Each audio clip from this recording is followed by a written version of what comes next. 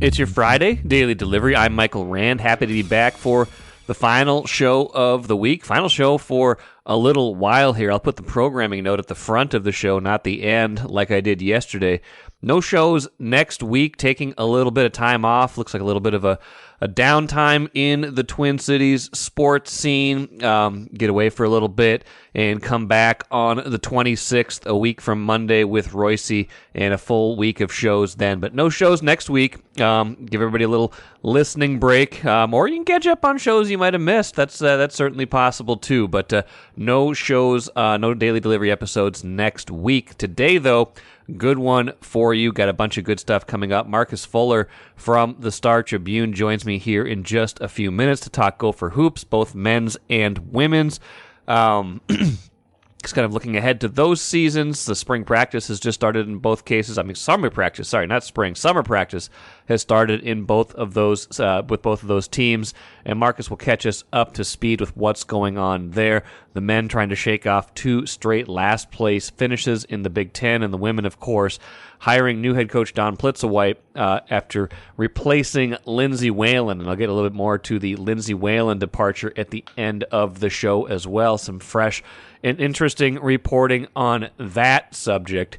First, though, what did I miss? I want to start with the Twins and the Vikings today. Both of them are kind of newsy right now. The Twins, Sonny Gray pitched 4 innings, 79 pitches on Thursday. Was kind of scuffling. Did not have his best stuff. Was kind of working in and out of trouble, including a 35-pitch 4th inning where he labored quite a bit, but did get out of the worst of the trouble. Pulled after that. The Twins were up 4-2 in the game. The bullpen comes in, gives it up, gives it back right away.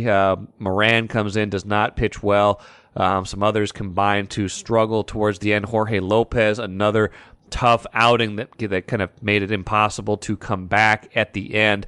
And Gray was not happy afterwards. He's the pitcher who, I think at the start of this season and even at points last year, wanted to pitch more, wants to go deeper into games, thinks the Twins have the staff to go deeper into games.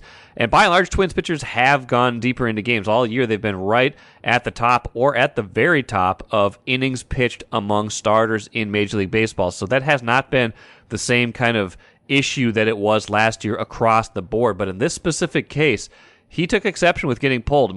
Not so much that he thought, that he couldn't see the logic, but that as a competitor, he wanted to stay in the game and keep pitching and keep battling. Here was Sonny Gray answering reporter questions after the game. Physically, mentally, I felt good. Obviously, I had a long 4th, and I wasn't throwing the ball exactly how I would have liked to. I know I walked some guys here and there,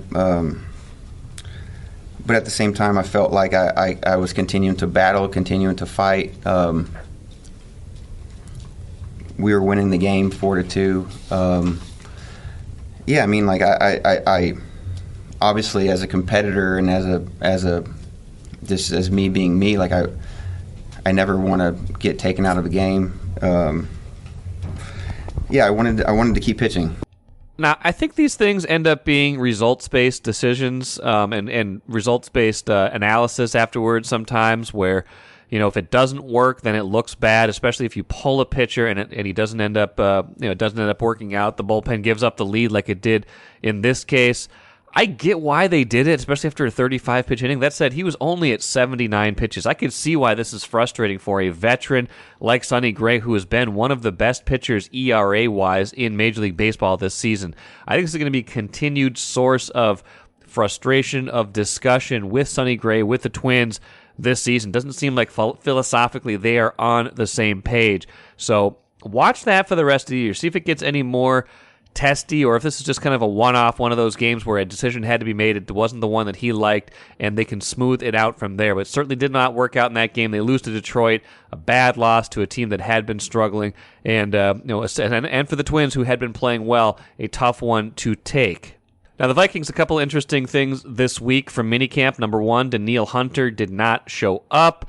Number 2, Kirk Cousins addressed the media on Wednesday. He was asked if there's been any kind of movement on his contract. He's just got this year, and then next year he becomes a free agent with the void years in his contract. He was asked if there's kind of any point in which they would stop negotiating or kind of where things are at. Here is what Kirk Cousins said. Yeah, I think we'll probably talk about the contract next March, and until then, just focus on this season and the job to do right now. So with nothing new on the Cousins front and him kind of planning to take this into the next offseason when he would be truly a free agent in March, that's interesting. I don't think that's a surprise, but it does kind of bring an end date and a closer end date into focus. And I don't think it's necessarily completely removed with the Danielle Hunter situation, and I'll explain. I do feel like the Vikings are kind of in a mode, where they're thinking about a reboot right now, a rebuild, and thinking about 2024 and maybe even 2025. And I think Danielle Hunter, Andrew Kramer, broke it down in his most recent mailbag for StarTribune.com. Danielle Hunter has some trade value. Andrew Kramer kind of concluding, looking at some past deals for similar edge rushers, kind of at different stages of their career, that Hunter could bring as much as a second-round pick in a trade, which is a pretty high commodity, even if we think about how much Hunter could help them this season. Now, how is that related to Kirk Cousins? Well, it's related in a couple ways. If they don't have Hunter this season, I think they might struggle a little bit more. Maybe their draft pick in 2024 is a little bit better as they aim to get a quarterback.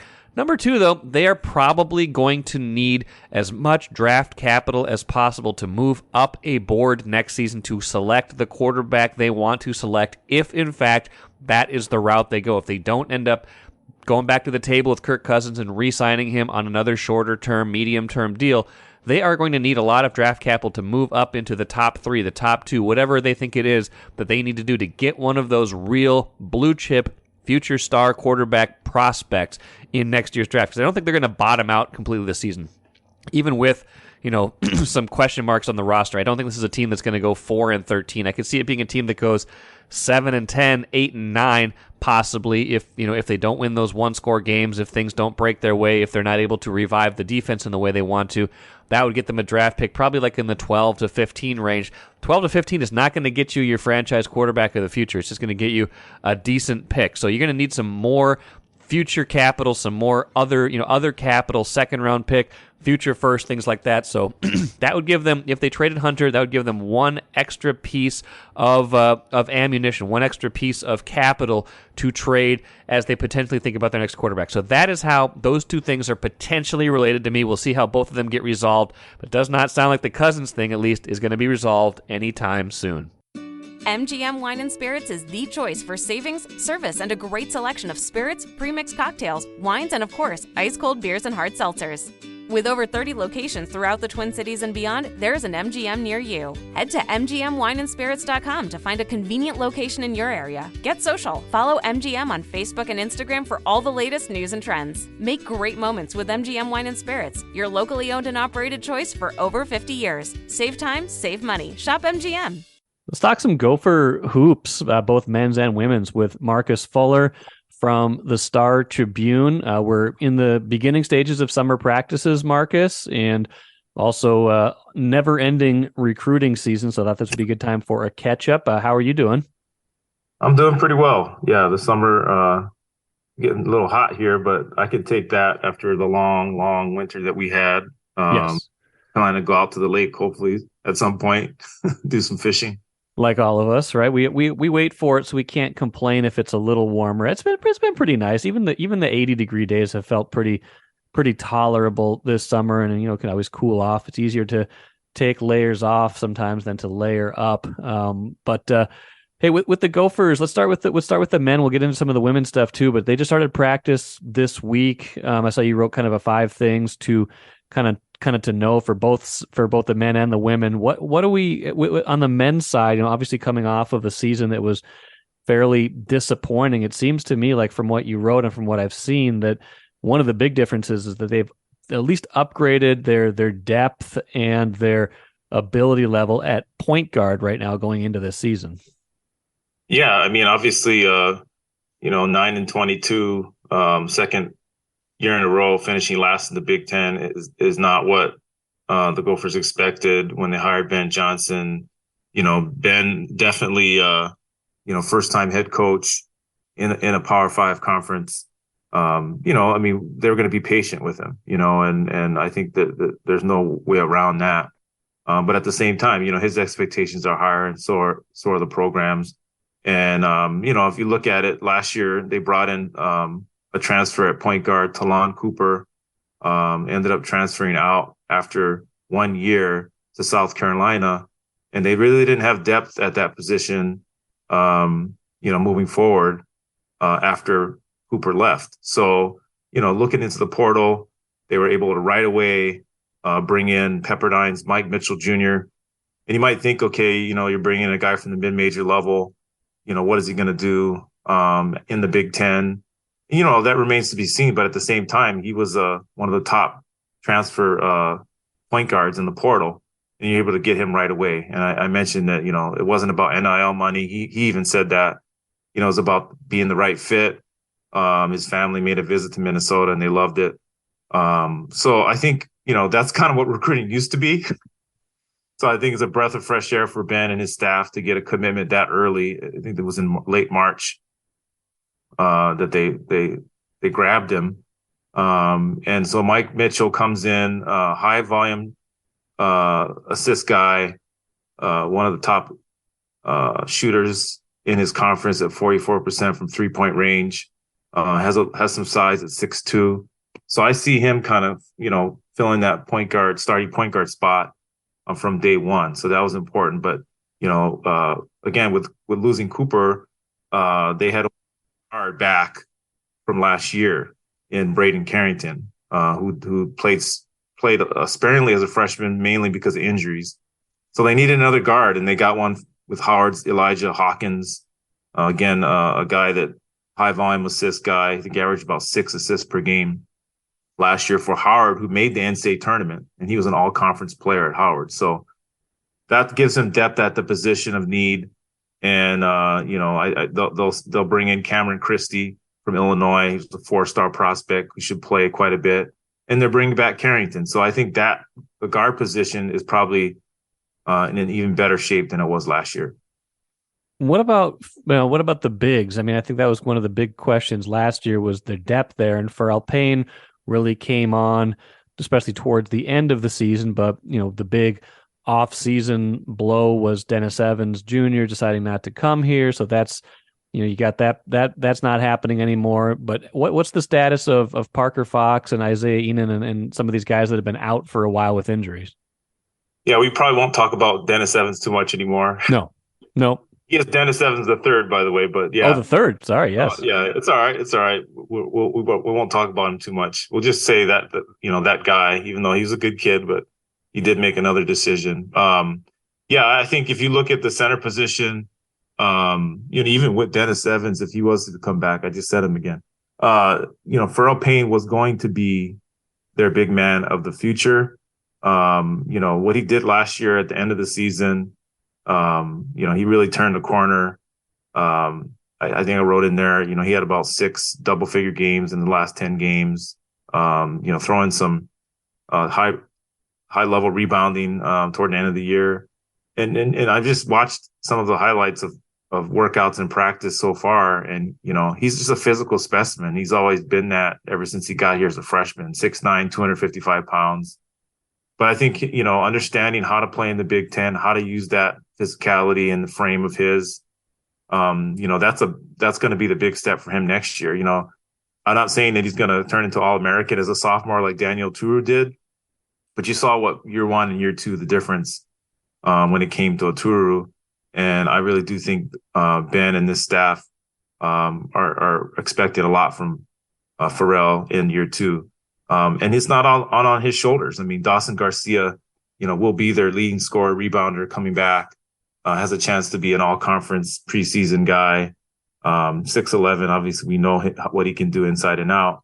So I think the front court position, at least with their 2 starters, is pretty solid. I would say that that's probably their strength next year right off the bat, is their 2 front court starters. Now, depth at that position, like you said, it's a question mark. I mean, they lost Jamison Battle, unfortunately, in the conference to Ohio State. And then you look at who they added in the portal. Jack Wilson was a former football player at Washington State. Didn't know if he was going to continue to play basketball, but he transferred, and he gives them some size, 6'11", 315 pounds. I mean, this is a guy that he told me that after football season, when he joined the Cougars basketball team last year, he weighed 345 pounds. Wow. And, you say, oh, that's an offensive lineman, not shocked. But, to play basketball at the high major level, that's quite a step for him. And, he got himself in the basketball shape, and he had one more year of COVID to play. And now he gives them some depth at that center position. He can bang with Zach Edey and some of these big centers in the Big Ten. And that's gonna really help Farrell at that position. He's a little undersized height wise, but that also gives someone for Farrell to test himself in practices this year. So that was really important for them to add some depth at the center position. And at forward, I mean, I think power forward is their strongest and deepest spot. They've got Josh Ola Joseph coming back as a freshman last year. He started quite a few games. Great athlete. He's a little undersized, kind of like a Jordan Murphy, where you're asking him to play in the post at 6'6", but he's such a great athlete, and he has a good frame on him, and he should make a jump this year as far as being able to play at the Big Ten level. And then you got Caden Betts, who redshirted last year as a freshman. He's a good size stretch 3-4 position. But the biggest question mark probably is the injuries to Isaiah Enan and Parker Fox, two forwards who would have either started or played quite a bit last year. They had back-to-back knee injuries, were out for the last 2 years. And, they'll come along here in summer practice. I think, I don't know if they're clear for full contact yet, but, they're really being cautious with those guys as far as playing 5-on-5, because they really need them for depth at that power forward position and experience next year. I just mentioned a couple guys that could help them at power forward. We're talking about a sophomore and a redshirt freshman. So, if those two guys, or at least one of them, Fox or Enan, can give them some experience in the front court with, the guys that I mentioned with Garcia and Farrell, they could be a surprise team in the Big Ten. What does that mean? I mean, they finished last. So if they move up, and give those middle of the pack teams a run for their money, I think that's a huge, a leap for Ben Johnson. And this is where it starts during the summer. Is that the kind of year you think Ben Johnson is looking to have or needs to have? Or is that, if you're a Gopher fan, or even if you're Mark Coyle, is that the kind of the marker of progress you want to see to feel like this program is on the right track? And, you certainly don't want a third straight year of this, even if you understand this is a building process. Yeah. We're not in Coyle's ear about what he expects from Ben Johnson next year. Not sure if he's on the hot seat or not. But anytime you finish last 2 years in a row, just as a coach himself, I'm sure Ben feels pressure himself, just expectations he has for his own program. That he needs to make some improvement. And what does that mean? Who knows? But I think, if you look at the last couple of years, you see a team like Northwestern, with Chris Collins, who, he was definitely on the hot seat. He was there for quite a few years after he made the NCAA tournament. And, they were the last place team in the Big Ten for several years. And I thought going into last year, I would say the Gophers probably had more talent than they did. Northwestern, and Northwestern finished second in the Big Ten. Now, are we saying that Minnesota should finish second this year? I think that's too much to ask, but I don't see far-fetched to expect them to be in the middle of the pack. If they finally start, gelling, and then you have some returning players, and then, like I said, you add some transfers that give you experience in positions of need. I think the Gophers do expect to compete with everyone else in that middle of the pack in the Big Ten. Now, on the women's side, the expectations are probably a little bit different. They've made a coaching change already. Lindsay Whalen, program legend, was let go, and Don Plitzowite, with a lot of experience coming over from West Virginia, is here now. What do you, as you kind of study this roster, study the players that stayed even through the coaching transition, you look at some of the recruits that have come in already to join Plitzowite here in Minnesota. It seems like the making of a pretty good roster to me. Yeah, I mean, we talked to Lindsay Whalen at the Lynx 25th, anniversary team over the weekend. It was great to see, Maya Moore and Simone Augustus and Sylvia Falls, all those women together celebrating. And, that was the first time we talked to Lindsay since she resigned as coach. And, it's tough on her because I think, she knew that she had a really talented young group off of last year's recruiting class. And, mainly, Mara Braun was their leading scorer as a freshman. And that hadn't happened since, we'll talk about the Lynx again, Rachel Bantam. Rachel Bantam led the Gophers as a freshman, and, she became the all-time leading scorer in Gopher history. Now, that's a pretty big expectation for Braun, but at the same time, Braun can really expect to be an all Big Ten type of, maybe preseason player. And so when you start off your career, if you're Don Plitzowite, as coach with an all Big Ten preseason player, that's huge. And it's just not about Braun, not just about her, but they do have other freshmen. Nia Holloway should be back from injury. She was out with a knee injury last year as a freshman, but they've got some other girls. Mallory Heyer, she was second in rebounding last year with them, double figure scorer. Amaya Battle, Hopkins standout, who came in and played some point guard for them and led them assists. So that's a good core if you're starting off as coach. And then they've got some transfers like Sophie Hart from North Carolina State, who's still waiting on hear about her eligibility. But, and then they got a decent freshman class, not as highly touted as last year, but there's a mix of players that Whalen recruited that still remain with the team. And then also some players that added as former West Virginia recruits. So I like the depth on this team as far as young talent, sophomores, incoming freshmen, and there's a sprinkle of, experience, but this will be a young team. And, the fact that Don Plitzowite has turned around a couple programs before, you feel like she has a formula, in that, and she'll have to, coach these women up and see how they compete this year. But again, like I said, it's to start off with a player like Braun, who's going to represent the Team USA this summer with their 3-on-3 squad in China. That's huge because you have a face of the program. No, for sure. It's a great place to start. And it'll be interesting to see how good they are right away and what difference a coaching change makes, what difference some new players make, things like that. Marcus, a couple things before I let you go. One, we've talked a lot about the current rosters of these teams.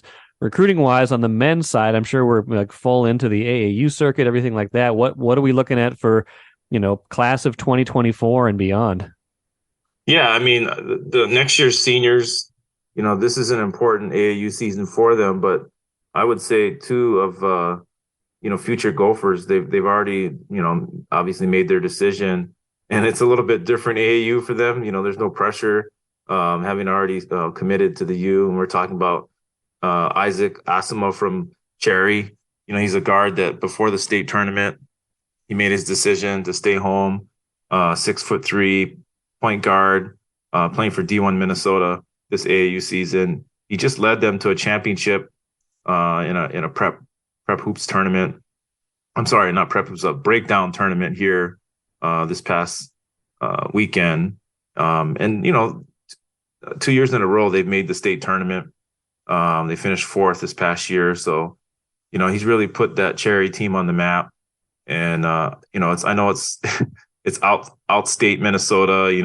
They talk about maybe the competition is not so great, but to make the state tournament, that's quite a feat, 2 years in a row.